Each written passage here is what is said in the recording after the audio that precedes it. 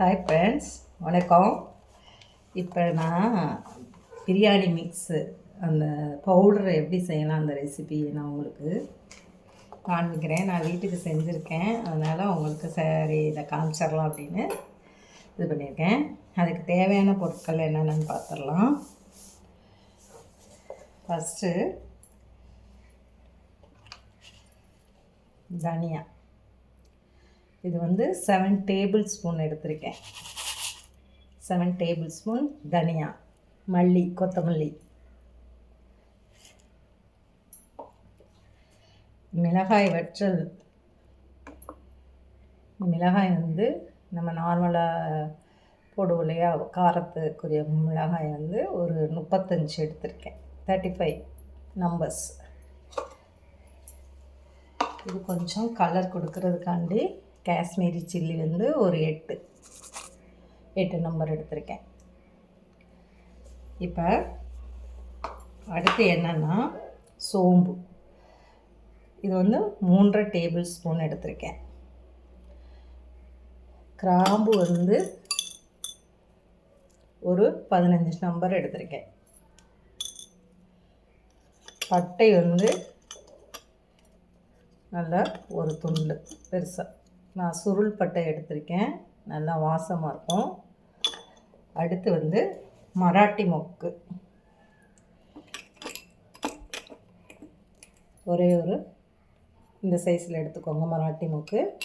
அடுத்து இது வந்து இந்த ஜாதிபத்திரி, இது வந்து ஒரு பெருசும் கொஞ்சம் எடுத்திருக்கேன்.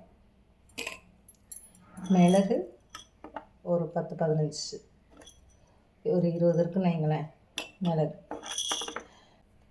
ட்ரை ஜிஞ்சர் பவுடர் வந்து 2 டேபிள் ஸ்பூனும் 1 டீஸ்பூனும். சரிங்களா? பூண்டு பொடி நான் அதை எடுத்துக்கல, வேணும்னா நீங்கள் அதில் சேர்த்துக்கலாம். நான் இஞ்சி பூண்டு பேஸ்ட் போடுறதுனால அது இது பண்ணலை. ஜிஞ்சர் பவுடர் இருந்ததுனால அதை மட்டும் எடுத்துக்கிட்டேன்.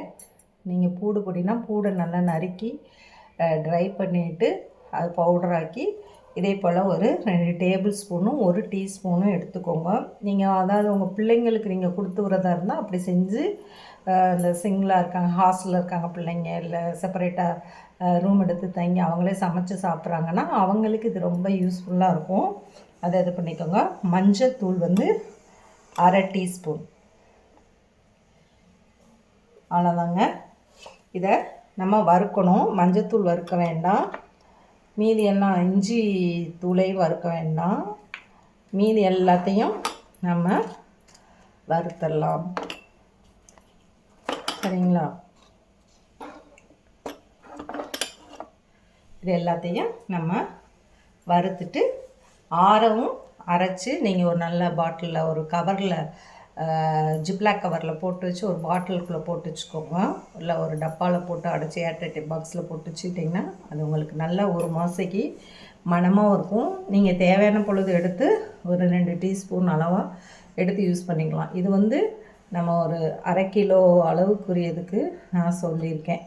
அதாவது ரைஸ் போட்டு செய்கிறதுக்கு நீங்கள் செய்யணுன்னா அப்படி மொத்தமாக போட்டு செஞ்சிங்கன்னா நல்லா டேஸ்ட்டாக இருக்கும். பார்க்கலாம், வறுக்கலாம் வாங்க. இப்போ நம்ம கடாயை ஹீட் பண்ணிக்கலாம். நான் ஒரு இரும்பு கடாய் தான் எடுத்திருக்கேன்.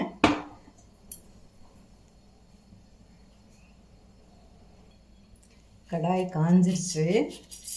இப்போ கொத்தமல்லியை போட்டு குறைஞ்ச தீயில் வச்சு வருங்க, ரொம்ப ஹையில் வச்சு வறுக்காதீங்க. குறைஞ்ச தீயில் வச்சு எவ்வளோக்கு நம்ம அதான் வறுக்கிறோமோ அப்போ நல்லா உங்களுக்கு அந்த இது வந்து மணமாக இருக்கும். இப்போ நான் தனியா மல்லி போட்டிருக்கேன், வரமல்லியை. இந்த சூப்லேயே நம்ம மிளகாயை கொஞ்சம் நேரம் கழித்து போட்டு லேசாக இது பண்ணிக்கலாம். கை பொறுக்கிற சூடு இருந்தால் போதும்.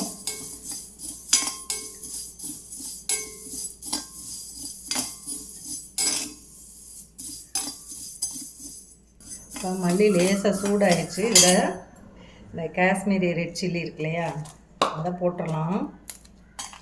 நான் உடச்சி போட்டுறேன்.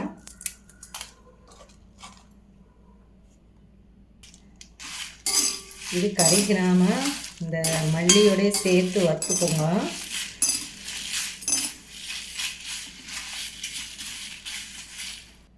இது வந்து நல்லா கை பொறுக்கிற சூட்டில் வறுத்து எடுத்துக்கோங்க.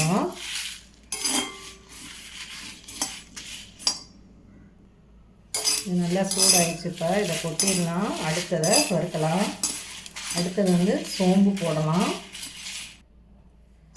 இதையும் வறுத்துடலாம். சோம்பையும்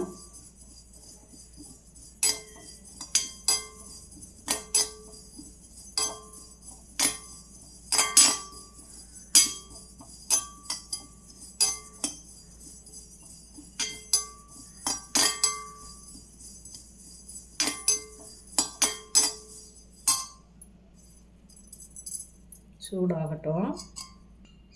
சோம்பு ஸ்மெல் வர ஆரம்பிச்சிருச்சு. நம்ம இதை எடுத்துக்கலாம். இப்போ ஒரு மிளகு 20 மிளகு எடுத்துருக்கேன். அதை போட்டுடலாம்.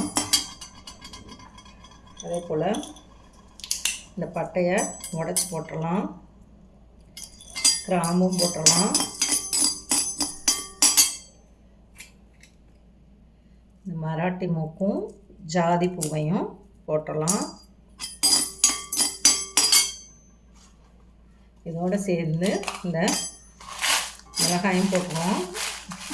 இது ஆறவும் வறுத்த பின்னாடி ஆறவும் இந்த மிளகாய் காம்பெலாம் எடுத்துருங்க. எடுத்துட்டு நீங்கள் போடுங்க அரைக்கிறதுக்கு.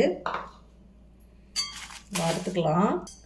இப்போ ஸ்டவ்வை ஆஃப் பண்ணிடுறேன். அதே சூட்லேயே மிளகாய் வந்து ஹீட் ஆகிக்கிறட்டும். கலர் மாறாமல் இது பண்ணிக்கோங்க. அப்போ தான் நல்லாயிருக்கும் மிளகாய். காம்பை கடைசியில் உடச்சி எடுத்துகிட்டு நீங்கள் அரைங்க. ஆறவும் நம்ம மிக்சியில் போட்டு எடுத்துக்கலாம். நீங்கள் இதே அளவில் 2 மடங்கா 3 மடங்கா போட்டு நீங்கள் செஞ்சுக்கலாம். நான் சொன்ன அளவுலேருந்து இது ஒரு 4 வாரத்துக்கு வச்சு நீங்கள் யூஸ் பண்ணிக்கலாம். நீங்கள் யூஸ் பண்ணுறதை பொறுத்து இது நீங்கள் வந்து குவான்டிட்டியை இன்க்ரீஸ் பண்ணிக்கோங்க. நல்லாயிருக்கும். நீங்கள் ரைஸில் ஆயிலை விட்டு இந்த மசாலாவை போட்டு பெரட்டி வச்சுட்டு அதுக்கப்புறம் செஞ்சு பாருங்கள். ரொம்ப சூப்பராக இருக்கும்.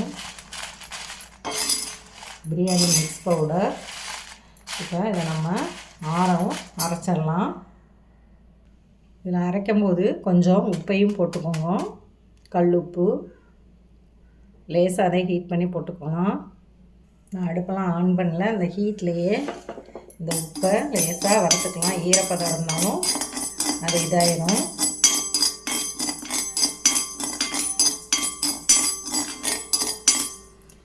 இதெல்லாம் அரைச்சிட்டு பவுடர் ஆக்கின பின்னாடி ஜிஞ்சர் பவுடரையும் டர்மரிக் பவுடரையும் நம்ம சேர்த்து மிக்ஸ் பண்ணி ஒரு சுற்றி எடுத்து நீங்கள் பாக்ஸில் போட்டு வச்சுக்கோங்க. கார்லிக் பவுடர் இல்லைன்னா நீங்கள் கார்லிக்கை நல்லா பொடுசாக கட் பண்ணி வெயிலில் காய வச்சு அந்த இதை இதோடு சேர்த்துக்கலாம்.